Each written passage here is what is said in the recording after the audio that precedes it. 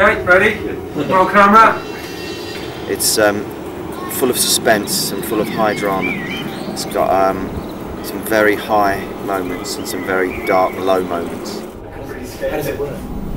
I would say that it's a horror flick, it's a thriller, it's a thinking man's thriller. It's not an easy ride, and there are moments in it that are very disturbing. When people see it, I think it's going to stay with them, and it's going to wind them up, it's going to get under their skin. It's a supernatural thriller horror, and it meets up to all of those things. You just cut yourself. The film came about at the end of 2001. I was signed to an agency. The agent who represented me decided she didn't want to be an agent anymore. So I thought, well, I could spend the next 6 months to a year trying to find a new agent, or I could make a film. What I decided to do was look around at what I had available to me, such as the ideas, the locations, the crew, actors, all the things that I could actually get a hold of at any one time, and decided to plan a project around that. And out of that process came Looking Glass. Cut. That sounds horrific. Jesus, you really do look. Really? Yeah, like you've got mange. You're right. Yeah, fine. A very comfortable electric chair. That's good. I feel a bit mad. I've actually psyched myself up to accept the fact that I'm going to chop a great big hole out of my head. Well, the audition process was quite fraught, actually. What I was trying to do with the casting was pick people who were close to the characters. So I tried to choose actors who in my mind felt like the characters. Initially I'd cast pretty quickly, but as the rehearsals went on, it became clear that the film wasn't going to work with the cast I had, and literally 2 weeks before we were due to start shooting, I made the decision of recasting. It was better to stop the process at that point and look for the right people than carry on and waste everybody's time and effort and money working with people who really didn't get the project. So we did some more auditions, and out of that process obviously came Paul.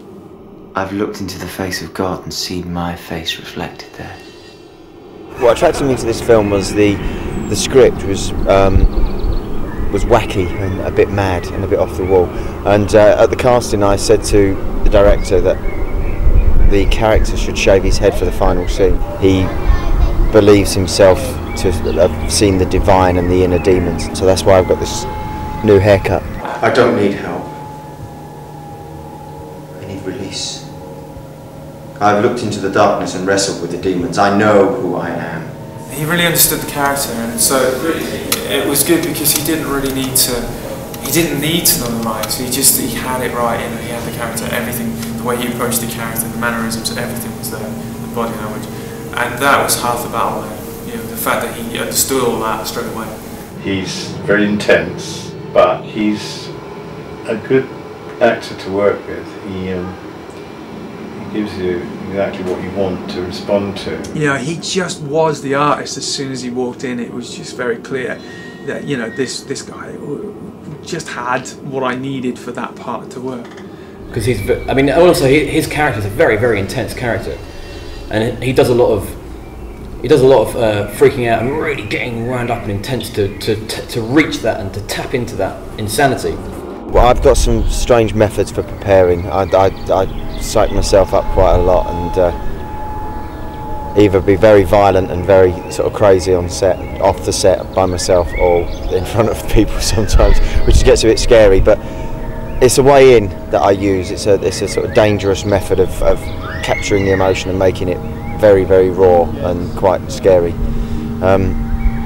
Because I find that I do play a lot of scary characters. The friend really is the person that the audience can relate to a lot more than the artist, to help get it into the world of the film, and that's great for me because I like to play people that are real. And Paul and I work in very different ways.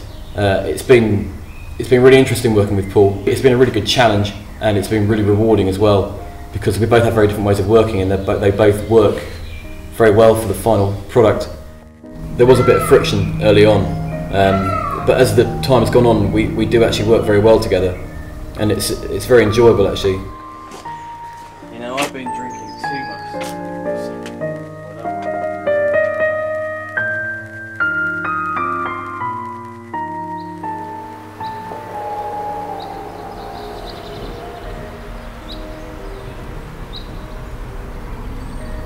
I kind of fell in love with the house. It's a crazy old house and it's very spooky and atmospheric, and I just thought it's a great place to make a film. And it's kind of always been in the back of my mind, and it's kind of gestated for a few years that I'd love to film it. And it just kind of came to me one day that that's the place to make a film. Working in the house has been a very strange experience because it's very old, and parts of it are featured in the Doomsday Book. There's such a definite presence here, without a doubt. I mean, I'm sure many people have open minds and some may have closed minds to it, but there's stuff's happened here. This house has an enormous history, and a lot of things have happened here, and that did get to me. That house, because I'd heard all the stories, I have to say it had unbelievable atmosphere. It's like another character in this film. It's because there is something definitely here in this house, and then you can't put your finger on it, and I don't know, you just walk around up in those attics or in the cellar and there's a vibe, and you know there's something there, it's right behind you, and you spin around and there's nothing there, but it does get to you. And I think that, I mean, the initial 10 days that we did here, by the end of it we were all gibbering around. I got to the stage a few days in when we were first down here, where I couldn't be on my own. We really lost the plot, and which is ideal. It was really ideal because I mean it was good. It kind of put us in the right frame of mind, and I think it also put us in. We were kind of going as a crew. We were going through a similar experience to the characters in the film, which is really interesting. I mean, you don't normally get that on film. It's not a problem until it starts to affect my performance, and it did once or twice when we were up in the attics and we were all up there, and there was no one else in the house, and we were doing this scene where I was at the door, and Paul was behind there, and Craig and Chris, they were all on that side of the door. Speed. Okay, what the fuck is that? Come on, run away, let's just get a take. We're doing the scene, and there's just noises going off down in one of the other rooms in the attic. Yeah, just go straight into it. Don't stop, just keep on. What the fuck is that? What are you hearing here? God, I should keep going. It's the birds. What? Can you hear it? No. Oh well, never mind. What is it? What does it sound? It's like a glockenspiel. Just stop it. Just stop it. I think it's the birds. Just go into it. Okay. Ready? All these like crashing and banging noise, like little kind of noises. Well, look, are you okay? Fucking hell. Come on, fellas. Mate, I'm sorry. I know, but come on. That was a bird or something, wasn't it? It's just sounds. It's just fucking sounds. Okay, right. Ready? Alright. You're rushing through. This is the problem. Because you're freaked, you're rushing through. And I'm freaking out. And it's late, it's like 4 in the morning, and Craig's getting really cheesed off because we're not getting this scene done, and he says, "You're doing that, you look shit scared." I said, "Yes, I am." That's probably because I am. We are talking. Yeah, I know, but... One more, straight from the top.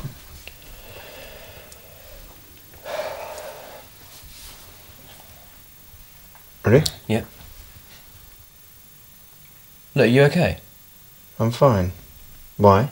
Well, I'm worried about you. Haven't seen you in days. What's to be worried about? You know, it's psychologically disturbing, this house. It can really, you know, it's... You walk down certain places and you can feel energy. Some of the things I heard and saw, well, need some explanation. You know, it was, I know the other guys had experiences too. Don't know whether I believe in ghosts, but I believe there was a presence in that house. That was Manny. Frightened the bloody life out of him.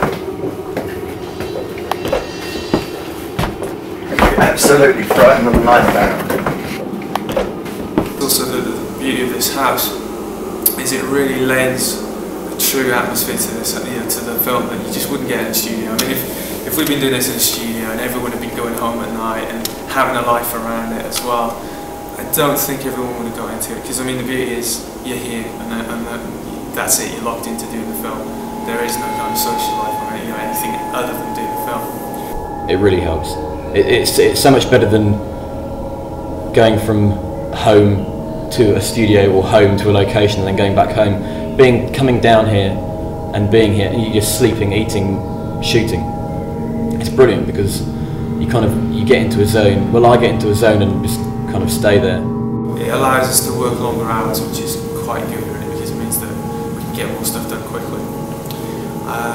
But it just gets everyone in the right frame of mind, because sometimes you walk around those attics at night on your own and the hairs on the back of your neck do go, and I mean, there's just little drafts and little creaks and little noises and little things that happen, lights kind of flashing and buzzing, and it just gets you going, and I think that energy has been really good for the film. Working so late at night as well, sort of we work till 4 or 5 in the morning, so your mind starts playing tricks. I lost it a few times. I really did lose it a few times. I feel like I'm being followed around this fucking house everywhere I go. No, I know I am, and I haven't got. But you're being followed around your whole life, because spirits. You've got guides and you've got this and you've got that. It's not necessarily an evil thing. No, you have got evil people that have got to. I'm talking about the house. Yeah, I've been in there loads of times, but it's not a nice room. There's areas of this house that you do not want to be in. You see, met ghosts. How would you deal with it? Yeah, you could never say I would do this, because how would you know? No, you don't know how you're going to react. The thing is you could meet a ghost out there tonight and think it's a bloke or a woman, and they just and they come up and they go, excuse me, and you say yeah, and they say yeah. If I was up in the attic and a bloke come up to me and said excuse me, and you can see through him, then maybe. Could you think we just chill out, a bit of quiet? Jonathan has been having a bit of a bad time actually with ghost stories and hauntings, and he's been getting a bit freaked out. We haven't helped by sort of switching lights off from downstairs, knowing where the switches are to switch all the Hammer's lights off. So he's been running around.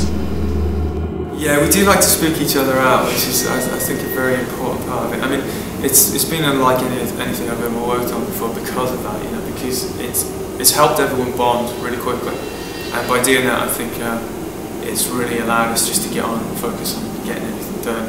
But there's been a lot of humour, a lot of laughing, a lot of messing around. But the crew and the cast are really cool. Everyone really gets on really well, and we all muck in and do some really good work. Learn drama with me. Before we go to bed. It may only be 2 o'clock in the morning. The hunter But we've got 4 scenes to complete tonight. Won't do. Oh wow! God, this is a nice house. Yeah, I like my space. Is it that you say that you are? Is that loud again? Yeah, it's pants though. Right, no, let's do it.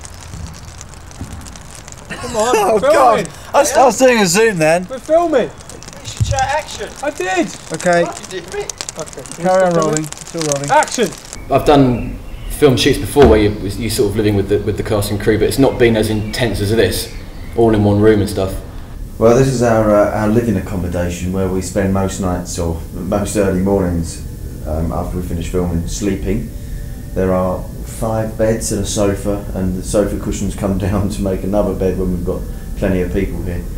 And all the cast and crew sleep in this room, and we all stay together because there's safety in numbers. Because it is a very haunted room. Are you there now? Good. Next, can I have that hammer, please? Yeah. Thanks. It's about time you can. I'll put your cheek in it. Yeah. Maybe not as much as that. There is more. Seriously, bad news for you guys. This stuff stains the skin.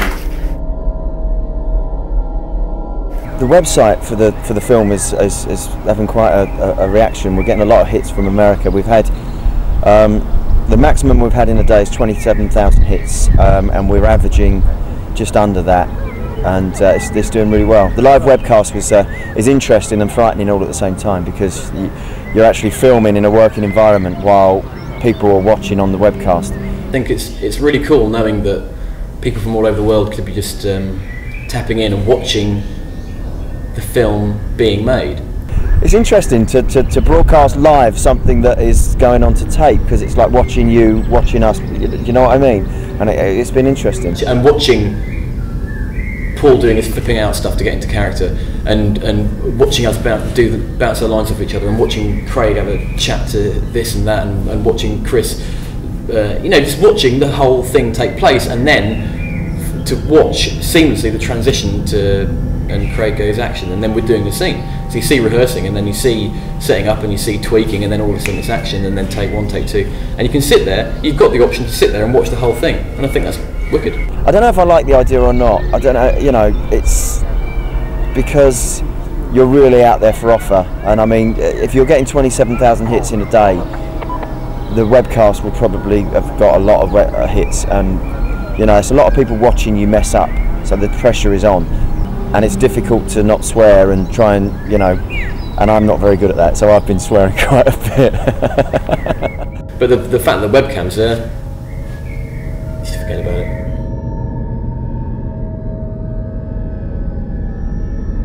We're back. We are the Ghostbusters.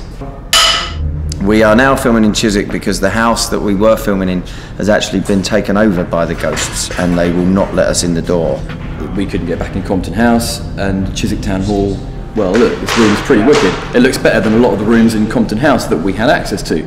We couldn't go back to inside Compton House because it had been sold and there was insurance problems and everything.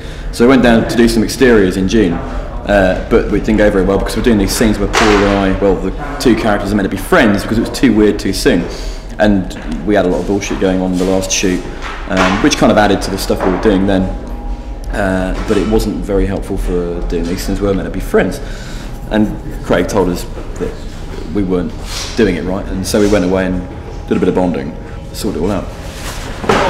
We're getting on great now. I'm just going to go back to my trailer. Yeah, go back to the trailer.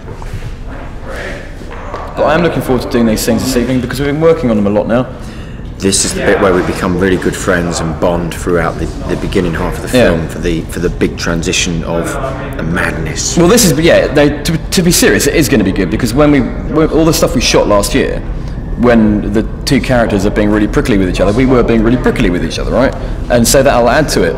But now these scenes where they're meant to be natural and getting on with each other and being friendly, well, we are, and so it makes it more natural what we're doing now in filming.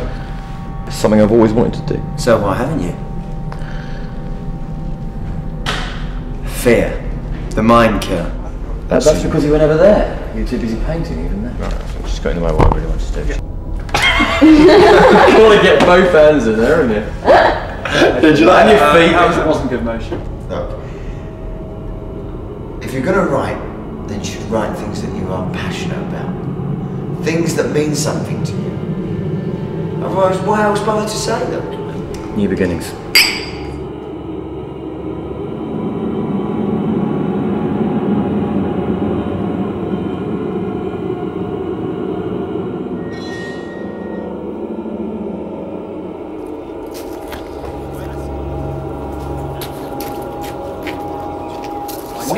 Are you wearing that?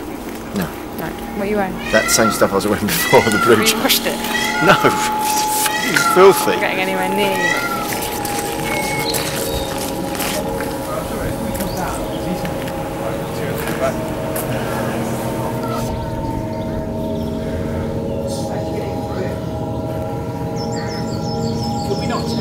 So, why have you left this place in such a mess when we're filming here?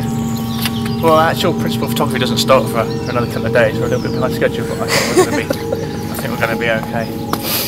It's like, it's all derelict and it's completely different. Really? You know the room we stayed in, and we had all rented? Yeah. Go there and have that.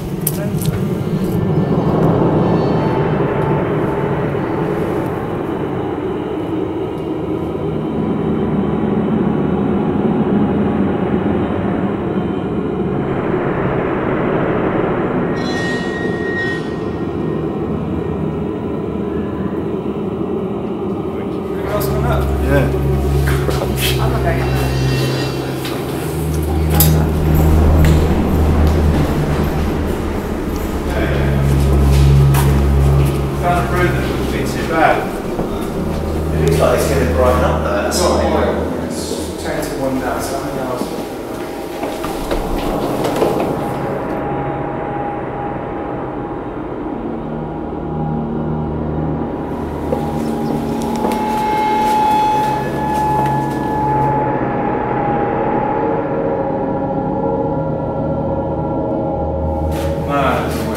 This is the art studio. It looks like smaller.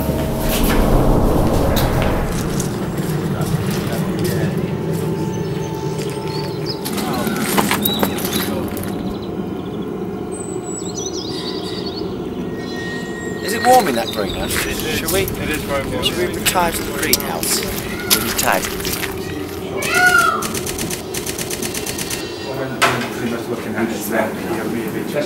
I'm trying to make this thing look like it's not as torn as it was because it got progressively worse through the shoot. It looked a bit odd that it sort of tears itself and then untears itself and then tears itself again. So I'm trying to make it look a bit more like it was in the original thing. We just wrap it up in pretty pictures. I was just saying this. Yeah. Let me sit down now.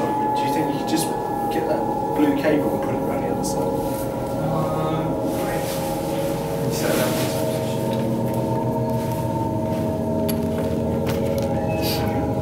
Okay.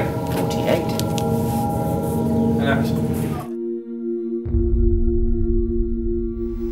Okay. You were supposed to have a new batch of paintings ready for me, remember? Do you think this is going to help?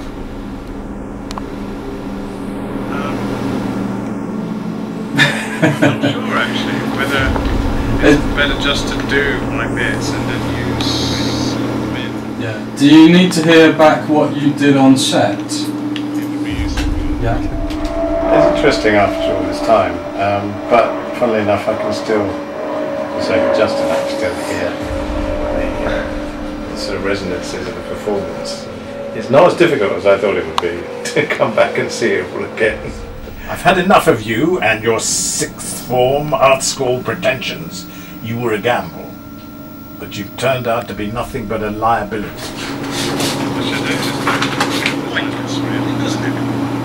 Mike, with this, I think, you know, really play it nasty, I think, as well. Let's try one last one, I think, where, yeah, I think it's really nice the first line to be quite low and sinister, and then maybe the second line goes up a notch. If there's something there... Okay, I like the last one better. Yeah, I think so. If you ask me, you've been locked up in this place too long. Would you like to do it again, or...? Okay. One for luck. Anyway, the comma was there for dramatic effect. You see what that was, Mike, was you were concentrating too hard on the comma. Let's play him as a man... Cut the comma, yeah. Let's play him as a man who doesn't use commas.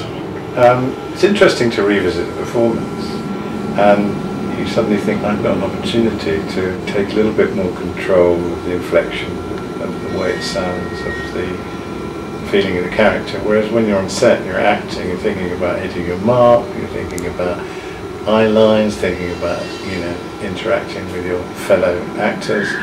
There's a lot of other constraints on you. Whereas with ADR, what are you doing? You are actually concentrating entirely on the performance, and the vocal performance in particular.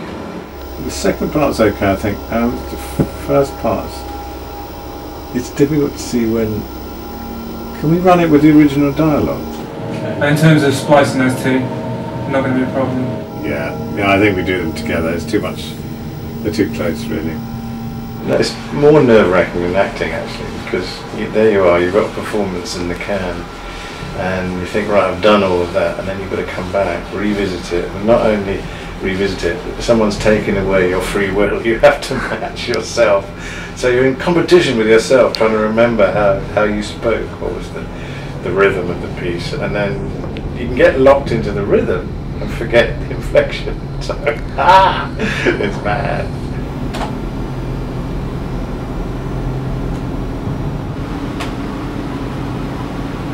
It is difficult. I think the best thing to do is not to think about it, because I think if you think about it and you watch the lips, you'll never get it right. I think what you have to do is hit the start point and hope that you've actually got the same time. And funnily enough, it seems to work. If you start watching your lips, you drive yourself bonkers, I think, because you'll never do it. And lips do funny things. They actually don't seem to be saying the same words that you're reading. And you think, no, I'm definitely not going to get this right. You okay with those? Anyone anymore? Perfect. Fantastic with Mike. Yeah, very good. Right.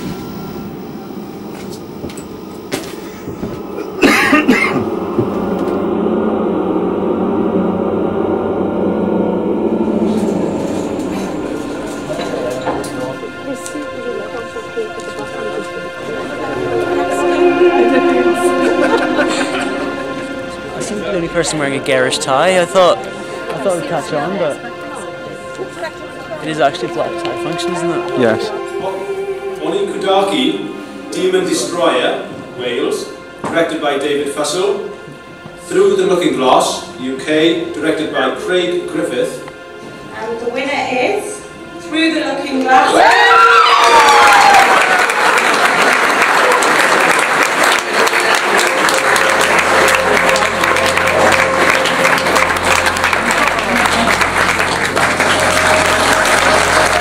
Thank you very much. I'd like to say thank you to Mike and Jim for their support, Hazel Rose for their support. I'd also like to say thanks to Dave Grotzan and thanks to my lovely wife Claire who edited the film. It's always good to marry an editor if you're a film. Thank you very much, Wales. I love you.